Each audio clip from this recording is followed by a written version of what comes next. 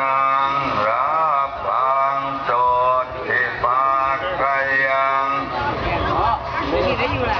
สิริอายุกวัน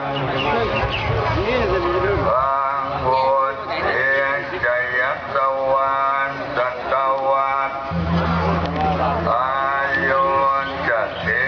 วเศษภวันตุเตอะคะโตเวมปัสสันนานังอักขังธัมมังนัตตังอักเขปุตเตมปัสสันนา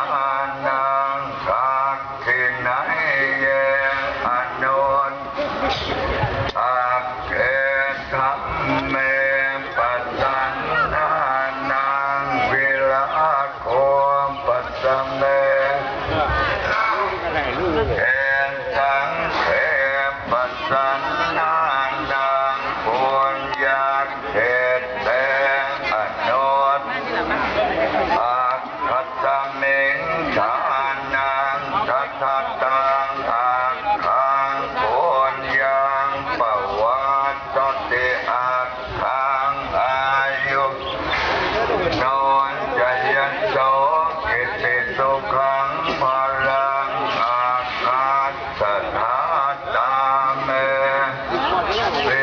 อัตถะธรรมะสมาหิโตเทวภูโตมโนอาคาปัตโตปโมทติเตภวันตุสัพพมังคลังรักขเทวตาสัพพพุทธเวนัสสาโสติภวันตุเตมภวันตุสัพพรังรักขันตุสัพ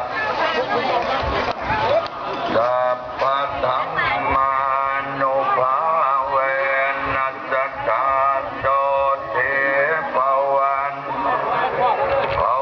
ตุสัพพมังขันตุสัพพเทวตาสัพพสังฆานุอาเวนัสสาโสติภวันตุเต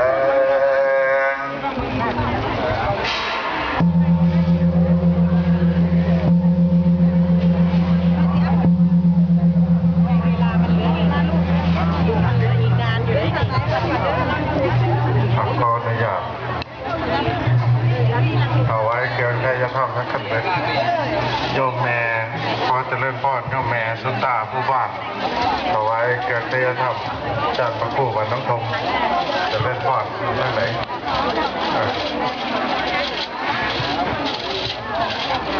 จากพระครูบนอยากให้แม่บนถวายหน้ามาบ่ล่ะ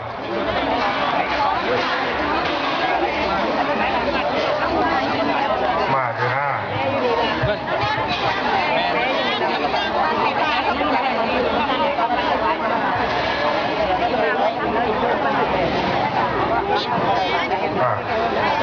มาอยู่ค่อยๆเคลื่อนกันเลยหรอกกระยาดโยมเฮาที่ทั้งสงฆ์โคมจะเสร็จตอนนี้ล่ะเสร็จซับกับพ่อถวายเสร็จกับจะได้จะเลื่อนพ่อนพี่น้องเฮาลงไปตารางไปตั้งโซฟาเจ้าภาพโชว์ผ้ากะเตรียมมียังไหวเจ้าหันคณะกรรมการเฮากับเตรียมของเจิมเตรียมผ้าเข้ามาผ้าเจ็ดสียังกับเตรียมให้เป็นบ่มีซื้อเจ้าภาพอยู่นี่ว่ามีซื้อขอทานมาพี่เจ้าแม่บ่มีซื้อ ซื้อประธานอยู่นี่ก็เลยนะแต่ว่าเพิ่นก็ประกาศละมาประกาศอีกเทื่อนึงก็บ่เป็นหยังดอกนับเอาน้ำพอกำนันถวายอาจารย์ประกูพอใจเพิ่นถวายหลวงพ่อเปิดงวกว่าทางนี้เพิ่นมาถวายแล้วก็บ่เป็นหยังแก้ไข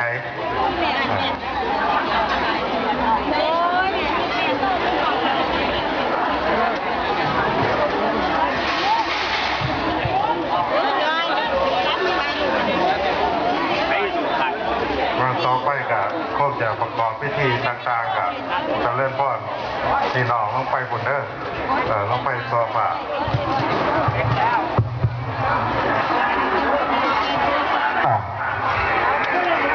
ท่านพี่น้องนะครับลงทางล่างสำหรับเจ้าทีนะครับเตรียมผ้าไว้ให้ประธานเอกและคณะนะครับให้เพิ่นได้ผูก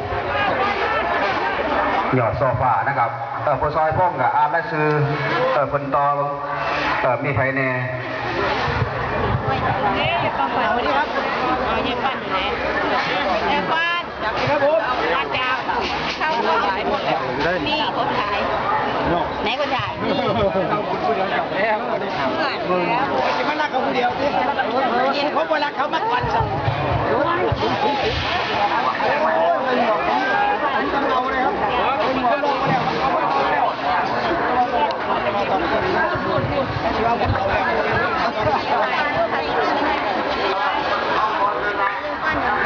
ครับสำหรับรายนามประธานยกโซฟานะครับประธานเอกนะครับคุณธงชัยคุณสุรินทร์จิตรานุวัฒน์และครอบครัวนะครับมาเตรียมตัวให้พร้อมนะครับมาทางพันโบยูกระทรวงตัวแทนนะครับส่วนประธานร่วมนะครับคุณอติตนันท์บุตรสริชวานิธิและครอบครัวนะครับหรือว่าคุณวิเชียรบุตรดีคุณเขียนบุตรดีนะครับคุณยายจับป้าแสงสิงห์คุณวรพลบุตรดีวิรัตกุลและครอบครัวนะครับคุณแม่ทองล่าหนองย่างคุณแม่เลียมคำแดงนะครับคุณฝันจันทรักษาคุณพ่อหนูบุตรดีนะครับคุณสุพินทิพย์สิงห์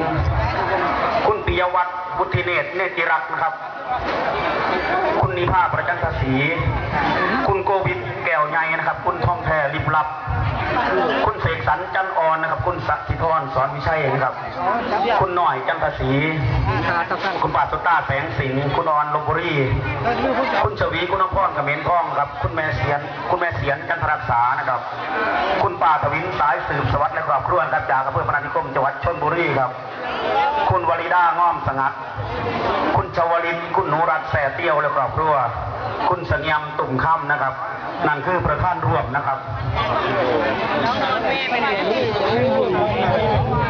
พระอยู่อาสนะสงฆ์นะครับอย่าเพิ่งไปไหนนะครับจะให้โดยชัยยุคนผ่าเชิญโยมไปจีทอผ้าไปจีเขาให้มีได้มีหยัง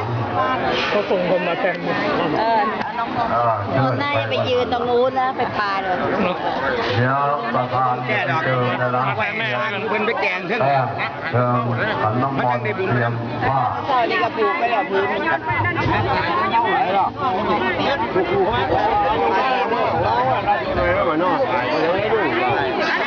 ไปธรรมดาเอาเลยไงจังหวะแล้วก็พอของนาฬิกาด้วยลองไปดูดกันครับของนาฬิกาเจ้าอย่าว่าไปเลยนั่นน้ำมันรวมไม่ถูกจับให้ใครจับรวมด้วยจับรวมด้วยได้เนาะช่วงนี้จะเป็นการขอพิธียกช่อฟ้าช่อนี้แล้วก็เรียนบัตรจำแย่ได้หมดเป็นน้ำบัวหายอีกที่บอกในละปีจะจับไปหลายระเบิดด้วยจับกับปล่อยด้วยตรงหมดด้วยมันจะขาดจะพนักเพื่อประยุกต์ถ้าวุ่นมอมี่วุ่นแบบได้เนาะเพราะมันอยากจับตัวคนเรามันจะได้จับตัวคนเราแสดงว่าทางด้านมีคนอยู่ทางล่างนั่นนี่นั่นสิ่งบางอย่างไม่ยากนะไม่ยากได้สิมันจะไปแล้ว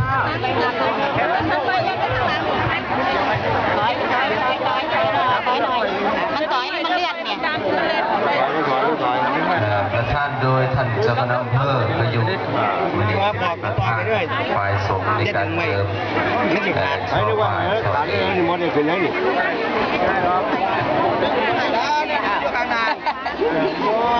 สำหรับคณะญาติโยมที่สิมาร่วมพิธี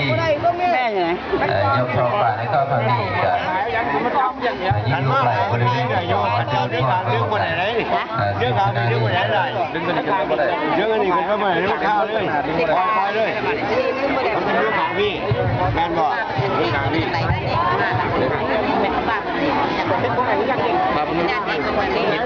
คิดที่แรกข้างบนเดียวดีใจกันมาเด้อค่ะ พี่น้องท่านผู้ที่รบนะครับกับการยกช่อฟ้าสลามาปัตตานีในมือนะครับกับขอความร่วมมือจากพี่น้องทุกท่านทุกคนนะครับเด้ออย่าเฝ้าเรื่องนะครับเด้อท่านคณะกรรมการยังจัดหาฝ่ายอยู่นะครับยังจัดหาอันเชิญพี่น้องที่ได้ดึงโซฟาขึ้นนะครับท่านสร้างเทียนนะครับสร้างเทียนลูกน้องพร้อมหรือยังพระท่านมาป่ะ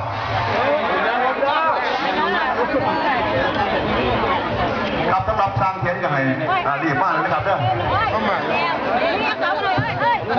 ครับประธานเอกนะครับคุณธงชัยคุณสุรินทร์จิตรานุวัฒน์และครอบครัวครับเตรียมตัวพร้อมนะครับทางคณะกรรมการเตรียมพายนะครับเตรียมพายของเขาจับพายกับประธานจับก่อนนะครับหลังจากประธานเอกจับแล้วครับคือประธานร่วมนะครับส่วนประธานเอกก็อยู่โต๊ะแทนนะครับคุณป่าฝันจันทรักษากับคุณวิเศษบุญดีกับคุณอาทิตย์นันท์บุญสิริชวนิธินะครับทำหน้าที่แทนนะครับคุณเขียนบุญดีคุณยาจป้าแสงสิงห์คุณวรพลบุญดีวิรัตกุลและครอบครัวคุณแม่ทองล่าหนองย่างคุณแม่เลียมคำแดงคุณฟันเดินรักษาคุณวรนุบุญดีคุณสุพินสิงห์คุณปิยวัฒน์คุณธีเดชเนติรักคุณนิพาพรัชตศรีคุณโกวินแก้วใหญ่คุณทองแผ่ริบลับคุณเสกสรรจันอ่อนคุณสัสิธรสอนวิชัยคุณหน่อยจันทศรีคุณสุต้าแสงสิงห์คุณออนลบุรีคุณชวีคุณอภรเขมรทองครับคุณแม่เสียนจันทรักษาคุณปาทวินสายสืบสวัสดิ์และครอบครัวครับคุณวานิดาห้อมสงัด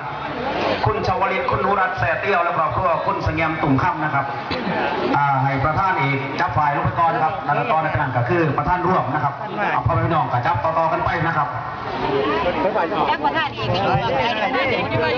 ลยครับนี่แหละไม่ดอกจับก่อนจับพี่จับก่อนกันจับเสื้อจับพี่เลยอันนี้คือจับคนบอกจับพี่จับหมดนะเดี๋ยวถ้าลางพอกส่งสัญญาณเลยส่งสัญญาณหน่อยประสงค์จะได้เจริญเชิญมงคลคาถาเนื่องจากว่ามันบังไม่ไปบ่ได้บังรถมันลำโพงไปบอกนะนิมนต์ครับนิมนต์ครับเจริญชัยมงคลคาถา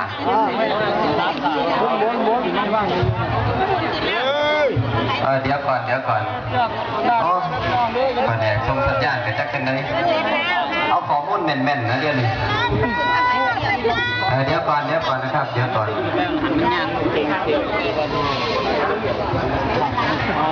นิมนต์ครับนิมนต์ชยันโตโพธิยาภูเลสังกัญญาณังนันเทวันตโนเอวังตวันชโยโหยิสยันสุสยมังคะเรอปราชิตปันเกสิเสปทาวิโภคะเรอภิเสเกสังทานังไงคังปันโสภะ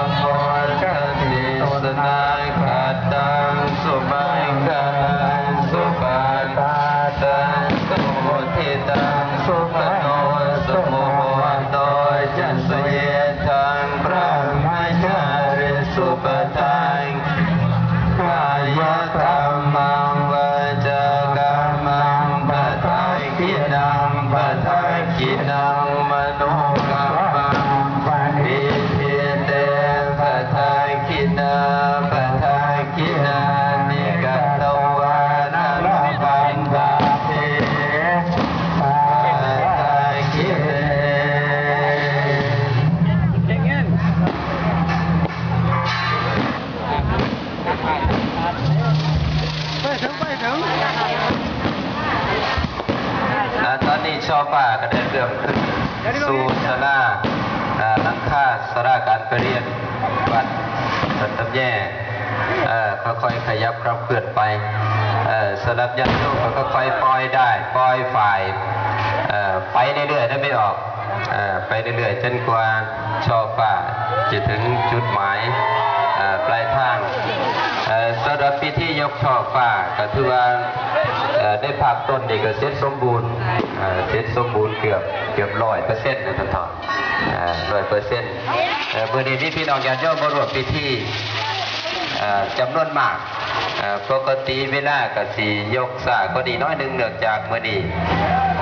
ก็เรียกว่ามีข้อจำกัดบางประการในเรื่องของเวลาจึงขยับขึ้นมาเล็กน้อยดังนั้นส่วนใหญ่พี่น้องญาติโยมก็คงสิหูเวลาอยู่นั่นแหละส่วนใหญ่ก็ได้มาร่วมพิธี